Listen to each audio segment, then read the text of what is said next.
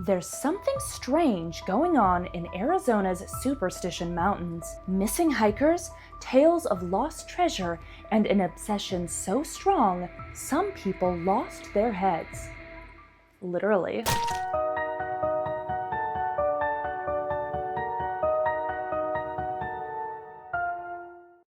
Hello friends, I'm Katie O'Loughlin, or Madame Macabre, and I love all things spooky. Given that you clicked on this video, I'm willing to bet that you do too.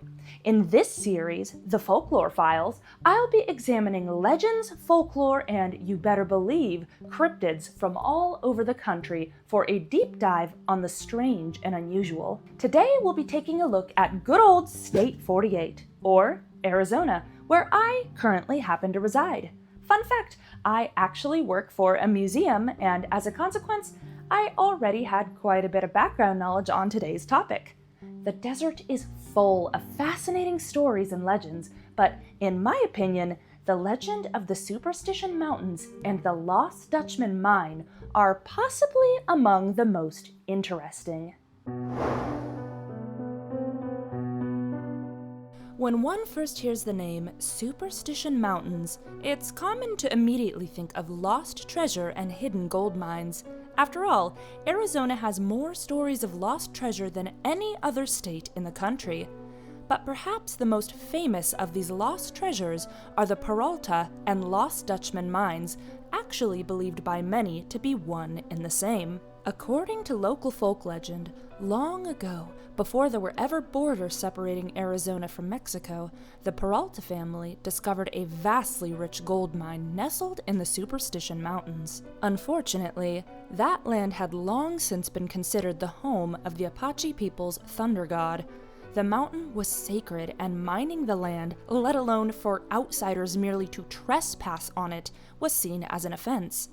But the miners came in and began mining the ore, making the Peralta family immensely wealthy.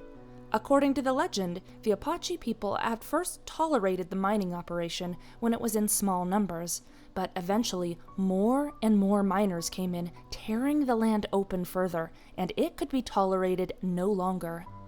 As the story goes, one day the miners were massacred, be it by the Apache warriors protecting their sacred land, or even the vengeance of a scorned god itself.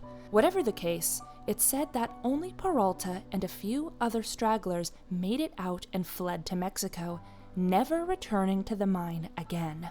Though most certainly a fictitious fabrication, the story undoubtedly had sticking power in early Arizona. The allure of unclaimed treasure lying in wait in the desert with a touch of murder, mystery, and a sprinkle of the supernatural. Oh yeah, we are in business. Does it matter that there are utterly no historical records of such an event or attack happening? Nah, why bother with fact when there's treasure involved? It's likely that the story of the Peralta massacre, entirely fictitious or not, played a massive role in building the reputation of the area being cursed. The countless bodies found under unexplained circumstances over the years only further solidifying this perception. But, cursed or not, the siren call of unclaimed riches shone like a beacon to countless would-be treasure hunters, the most famous lure often being the famed Lost Dutchman mine. Interestingly enough, the mine is actually named after a real person we have historical records of, Jacob Waltz, the Dutchman himself. Ironically enough, he was not Dutch, but German. From what we know to be historical fact, Waltz came to Arizona in 1860 in hopes of being a mining prospector. He was an educated man with a degree in mine engineering. However, despite this, for several years he struggled. After searching to no avail, eventually he gave up on finding his own mine and went to work as a laborer in Vulture Mine. Unfortunately for Waltz, his misfortune didn't end there. He was accused of high grading, or illegally sneaking gold out of the mine, and despite him denying it, and there being no evidence, he was still fired. Upset and downtrodden, he moved away. Unfortunately, as far as recorded history goes, this is where things begin getting spotty. We know that eventually he popped up again in Phoenix, Arizona, a loner living on the edges of town that was speculated to be half mad. Townsfolk spoke of him disappearing into the desert and returning with large sums of gold. No one was ever able to figure out where it came from. Because of his thick accent, locals mistakenly took to calling him the Dutchman. No one truly knew his story, but it was clear something traumatic had happened to the man. That's where speculation began to swirl and folk legends began to fill in the gaps. According to legend, which I will stress, cannot be historically verified, during the time between Vulture Mine and Phoenix, Waltz had met another German man who had come to America to work as a miner, coincidentally also named Jacob Weiser. The two became best of friends. One night while drinking at a saloon, there was a bar fight over a game of cards nearby. One man got shot. Waltz rushed to get help and the man survived.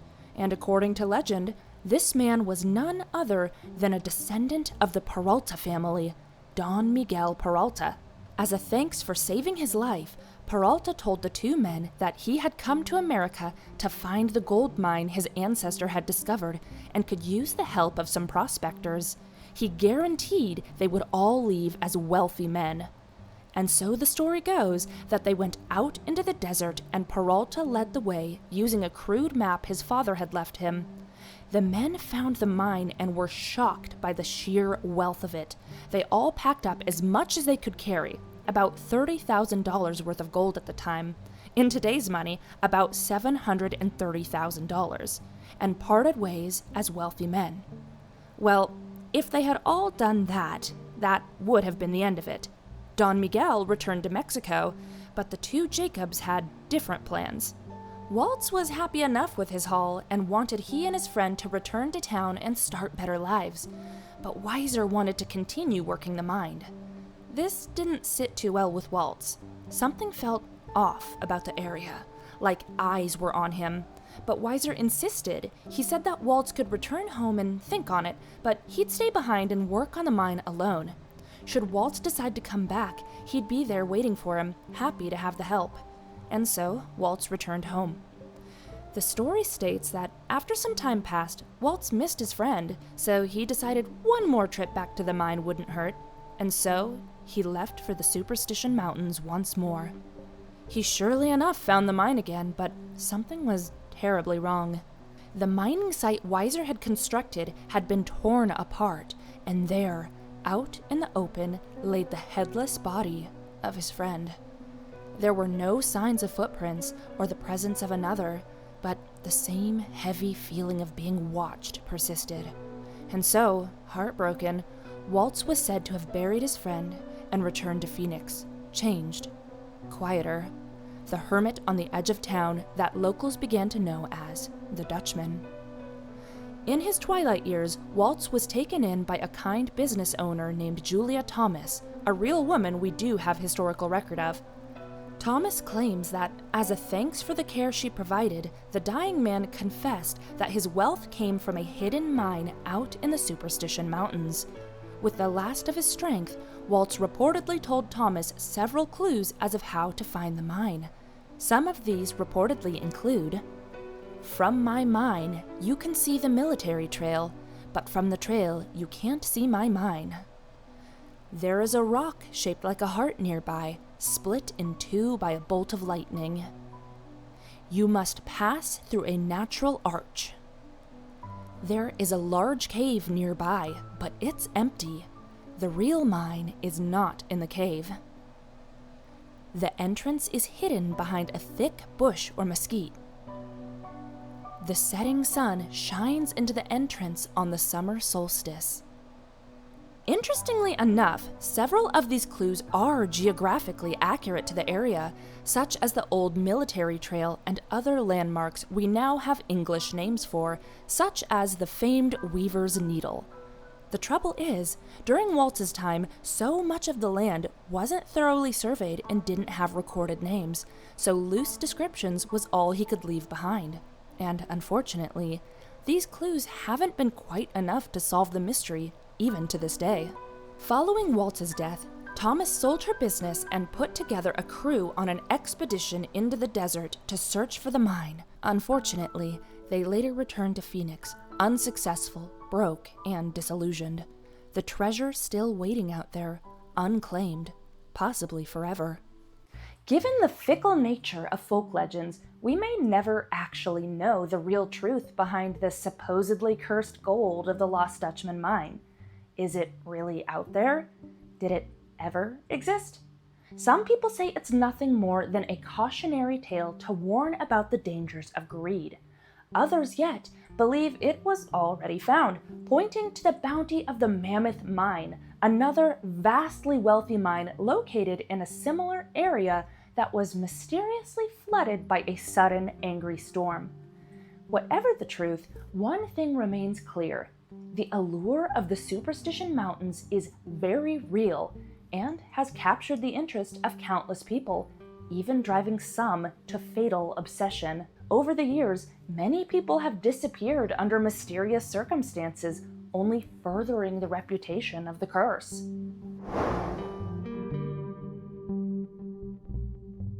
Possibly the most famous case was the disappearance of amateur treasure hunter Adolph Ruth in 1931. Ruth was originally from Washington, D.C., and traveled to Arizona with a map he believed to lead to the Lost Dutchman's mine.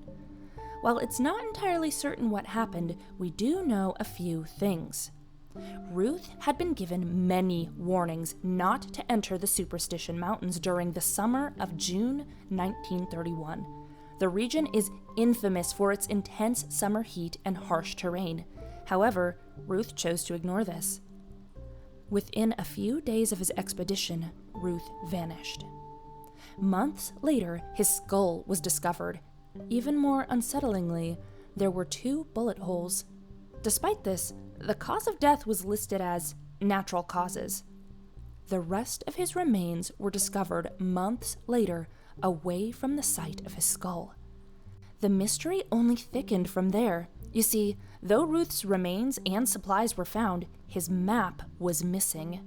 Fascinatingly, Ruth had kept a journal, and this was discovered with his supplies. Within it read a note as follows: Veni vidi vici, I found it.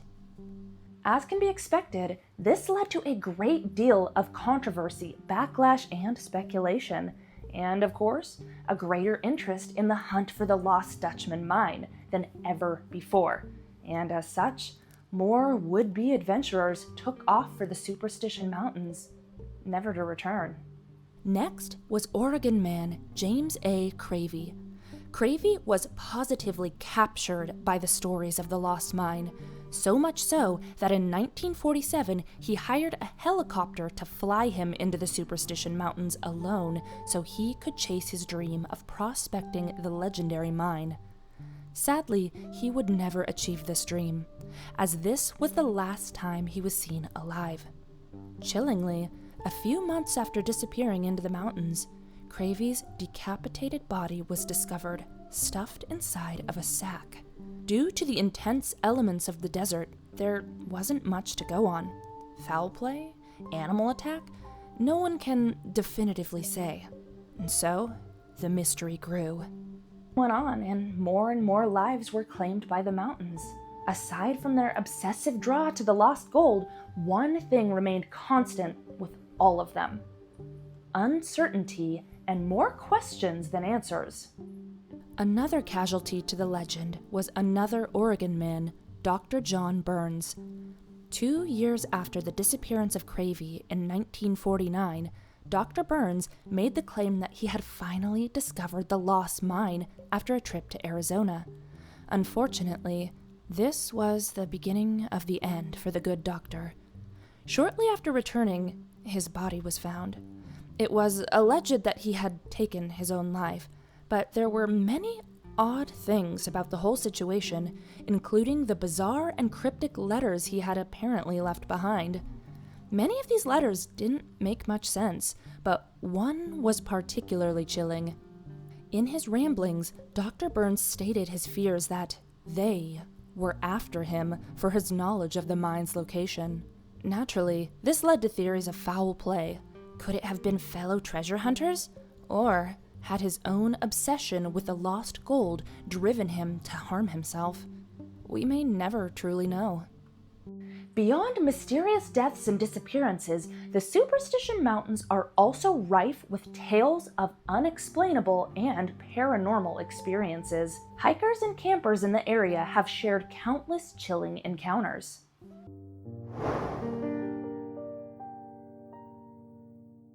One of the more commonly reported phenomena in the area are strange, unexplained lights. Campers have reported seeing what looks like a distant flickering light in remote and inaccessible areas no people could have reasonably gotten to. These lights are claimed to move and blink, sometimes flickering like fire. Some have stated that when they attempted to follow the lights, they quickly blinked out, nearly leaving them lost.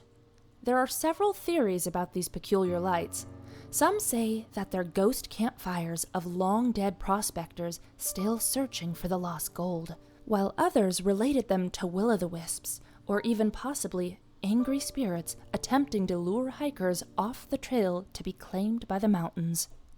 Whatever the case, if I've learned anything from my years of enjoying spooky media, it's that should you come across such things in the dark night, you should never follow the lights. Another commonly reported phenomena in the Superstition Mountains is the sound of disembodied voices.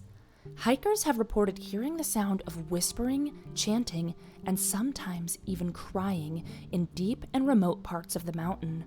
Most commonly near locations such as Weaver's Needle, Massacre Grounds, and LaBarge Canyon, all places with particularly tense histories. Oftentimes, these voices seem to come from nowhere, with no one else in sight. The hikers who have reported such encounters admit to feeling like they were being watched, some even claiming to hear their names being called, or even being told to leave. I am being so for real when I say that if I was hiking alone in the dark, something I would never personally do, and I heard a disembodied voice tell me to get out, I am doing exactly that. Understandable. Have a great day. But ghost lights and voices aren't the only mysterious things experienced out in these mountains. Many spiritual people claim that the supernatural mountains contain many powerful vortexes inside which strange things happen. Some hikers have reported experiencing missing time while out in the mountains, or stretches of time passing without them being aware or remembering. For example, one hiker spoke of walking through a strange mist that rolled over the trail, and the next time he looked at his watch, 3 whole hours had passed even though he had not moved and the sun was still in the same position. Another stated that he turned away from the trail, and by the time he looked back, he was miles away in a part of the mountain he didn't recognize. Yet another concerning phenomenon is that of electronic equipment failure zones. Particularly, LaBarge Canyon is known for this, having a reputation of suddenly causing GPS equipment failures and compasses to act strangely.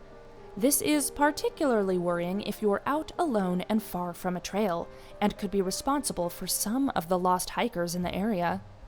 The list of creepy things goes on, including a connection to the rumored lost gold.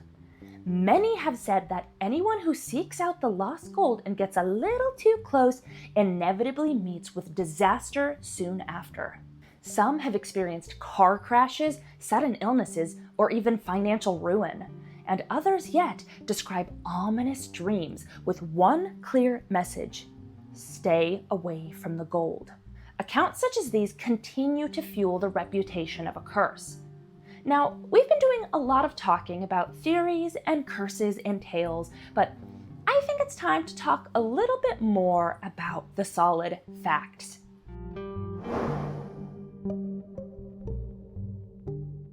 People will no doubt continue to debate the supernatural tales of the mountains for the rest of time, but there are some very real, very scientific factors that should be considered when looking at the region.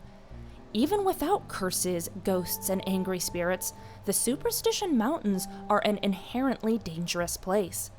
The terrain is so incredibly rough that in the early days of statehood, the US military all but gave up on surveying the land, as it was so harsh, only a few days of riding through it would completely destroy their horses' hooves.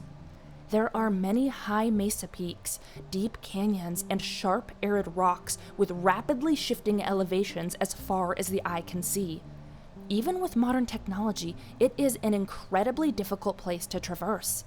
Electronic signal is spotty at best, and even helicopters and hounds are challenged to find missing people. There is no water to be found, and during the summer, temperatures can soar over 120 degrees Fahrenheit, or nearly 49 degrees Celsius, and the land is filled with venomous insects and reptiles. The reality is, a great many of the disappearances that happen in these mountains have no connection to any curse. They come squarely down to the brutality of nature itself. As someone who is currently living in the region and has been into the Superstition Mountains many times, I've got a lot of thoughts on the topic.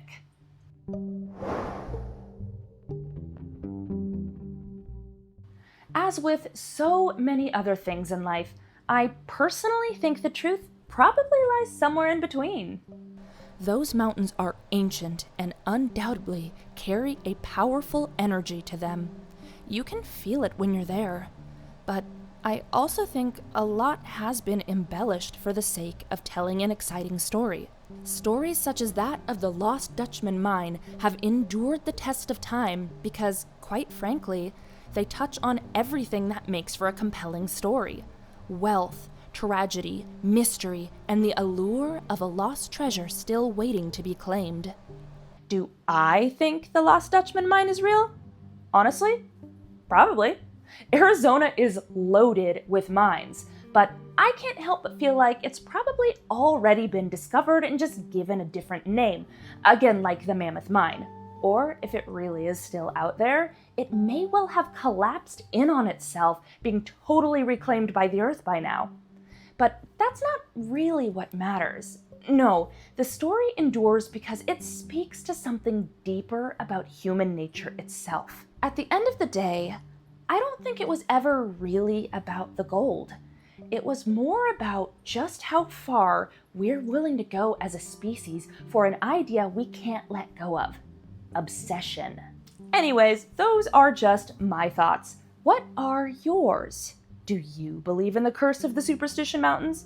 Would you ever go searching for the lost Dutchman's gold? I would love to hear your thoughts in the comments below. And if you enjoyed this video, please go ahead and consider leaving a like and subscribing if you want to see more content like this in the future. As I previously mentioned, I am currently working on my new series, The Folklore Files, that will be focusing on the eerie folk legends of America. So I will be back again real soon with another chilling deep dive to share with you. So be sure to ring that bell if you don't want to miss out. Anyways, I've rambled long enough. I will see you all later. And until next time, my friends, remember, stay curious and always stay creepy.